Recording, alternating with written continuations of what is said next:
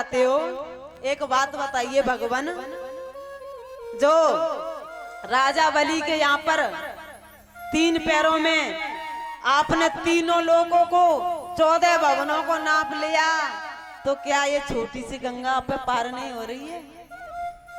बताओ, ये छोटी सी गंगा तुम पे पार ना है रही, लेकिन ये केवट मनमानी कर रहा है। आज ये केवट मनमानी कर रहा है और कहने लगा, जो प्रभु पारे अवस गाचय हो, मोहे पद पदम पखारन कयहु। यदि आप पार होना चाहते हो तो मुझसे कहोगे केवट भैया मेरे चरणों को पखार ले, और जब तक नहीं कहोगे तब तक मैं पखारने वाला नहीं हूं। केवट ने कहा, जब तक आप कहोगे नहीं तब तक मैं नहीं पखारूंगा। लखन जी ने कहा, क्योंकि यहाँ पर लखन जी से भगवान ने कह दिया कि यहाँ पर तुझे कुछ बोलना नहीं है, क्योंकि यहाँ पर हम बोलेंगे। लखन जी ने कहा कि आप कह रहे हो इसलिए, लेकिन तुम बोल रहे हो, तुम्हारी बात माने कब रहो है भाई? तुम कह रहे हो तो तुम्हारी बात मान रहा है। तुमने कहा कि नाव लेकर के आ, तो ये क्या नाव लेकर के आया? मना कर दी ना। और एक से आपने कहा है तो वो नाव लेकर के नहीं आया, और एक जो सुमंत्र जिनसे आपने कहा है कि भैया तुम अब अयोध्या लौट जाओ, तो वो लौट करके जाने वाला नहीं है, वो पीछे खड़ा है। भगवान ने कहा, भैया मेरे भक्त ऐसे ही हुआ करते हैं, और जो बात नहीं मानता वही तो मेरा भक्त होता है। और राम जी ने कहा, लखन एक बात बताओ, जैसे मुझे ये 14 वर्ष का वनवास लगा, मैंने सीता से मना किया था, क्या सीता ने मेरी बात मानी? तुझसे मना किया, क्या तूने मेरी बात मानी? तो भाई बोनी तो घर से ही खराब है गई है, और जब घर से ही खराब है तो फिर आगे कोई बात मानने वाला? भाई मेरी बोनी तो मुझे पता चल गया कि घर से ही खराब है गई है, तो अब कोई बात मानने वाला नहीं है। इधर ये केवट जो कि जिसके पूर्वज अपने पूर्वज को उद्धार करने के लिए ये केवट इतनी मनमानी कर रहा है। कहा, भगवान वो पहले चरण धुला लो राघव, पहले चरण धुला लो राघव, पाछे करहु नाव से पार, पाछे करहु नाव से पार। महाराज पहले चरणों को धुला लीजिए, और जब तक आप चरणों को नहीं धुलाएंगे तब तक हम आपको नाव में नहीं बिठाएंगे। और कहा, अरे यदि आप जाना ही चाहते हो, चरण नहीं धुला रहे हो, तो यहाँ से थोड़ी आगे एक जगह है, वहां पर पानी जो है ना गंगा जल थोड़ा कम है, कमर तक है, तो आप वहां से निकल के जा सकते हो। राम जी ने यानी लखन जी ने कहा कि भैया तो वहीं पे ले चल ताकि हम पैदल ही निकल जाएं। केवट ने कहा, अच्छा हम भोले तो होते हैं भाई, तने भोले ना है। बताओ, बोनी कोई ऐसा चाहता है सुबह से बैठे हैं कि बोनी खराब है जाए? भाई पहली बार तो आए हो, यदि किसी ने सुन लिया तो भला फिर कोई इस नाव में बैठेगा? फिर तो सब वहीं से निकल जाएंगे।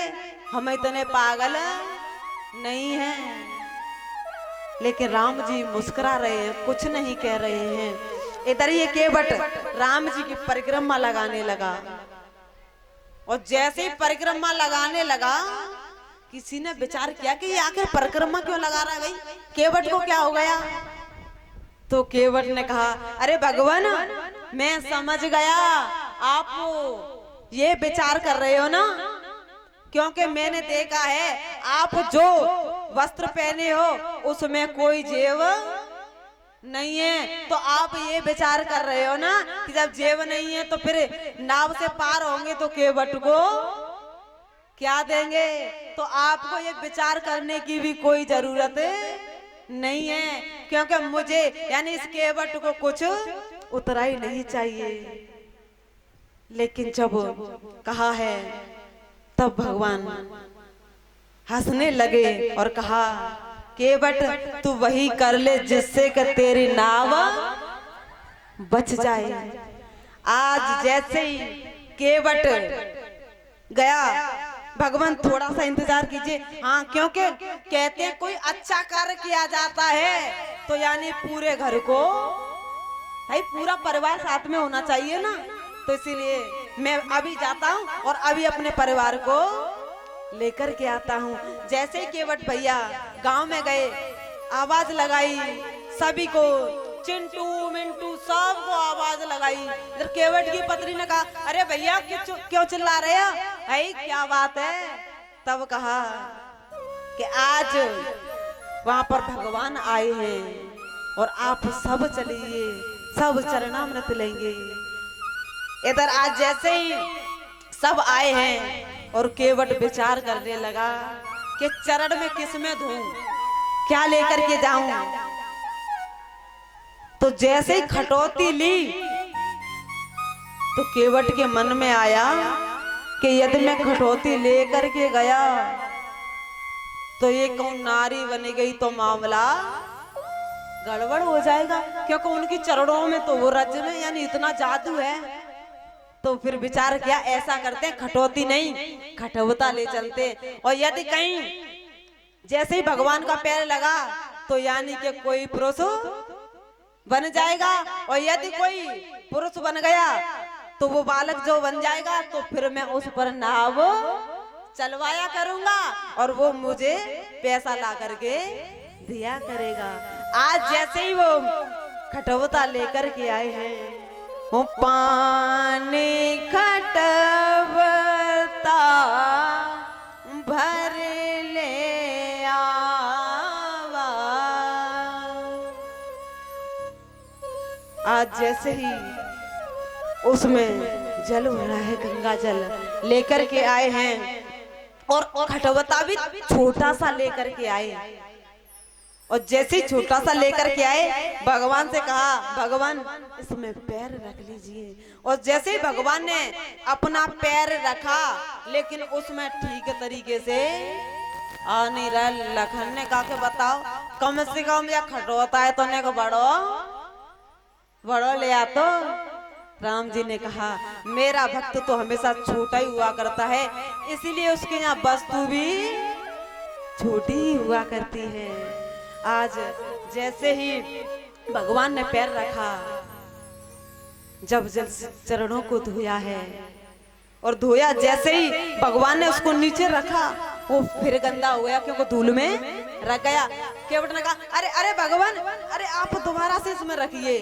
दोबारा से रखवा लिया, फिर धोया है और फिर नीचे जैसे ही रखा है तो केवट ने अपनी स्वामी को बिछा दिया है, और जैसे ही उस पर पैर रखा, अब दूसरा जैसे ही पैर धोने के हुए तो केवट चाह रहा है कि ऐसा मौका बार बार आने वाला नहीं है और जितना हो सके उतना ले लेना चाहिए।